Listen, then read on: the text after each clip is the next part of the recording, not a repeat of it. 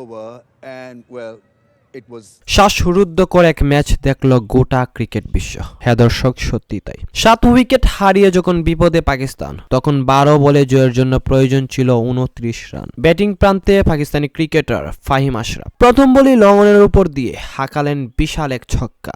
জয়ের জন্য তখন প্রয়োজন 11 বল থেকে 23 রান। এমত অবস্থায় আবারও ছক্কা মারতে গিয়ে ক্যাচ তুলে দেন ফাহিম আশরাফ, আর সেই সহজ ক্যাচ মিস করে দেন Netherland fielder Max Wood out. এমন ঘটনার পর সেই ম্যাচ একাই 3 ছক্কা ও 2-4-এ জিতিয়ে দেয় ফাহিম। তাই তো মাঠেই কান্নায় ভেঙে পড়তে দেখা যায় অনেক ডাচ ক্রিকেটারদের। এদিকে ম্যাচ শেষে সঞ্চালকের করা প্রশ্নে নেদারল্যান্ডের ক্যাপ্টেন স্কট এডওয়ার্ড বলেন, আমরা পুরো ম্যাচ ভালো খেলেছি, অবশ্যই আমরাই জিততাম যদি ফাহিম আশরাফের ক্যাচটা মিস না হতো। এখানে আসলে কারোই দোষ নেই, ম্যাক্স ও ডাউট তো আর ইচ্ছে করে মিস করেনি, আমাদের ভাগ্যটাই খারাপ।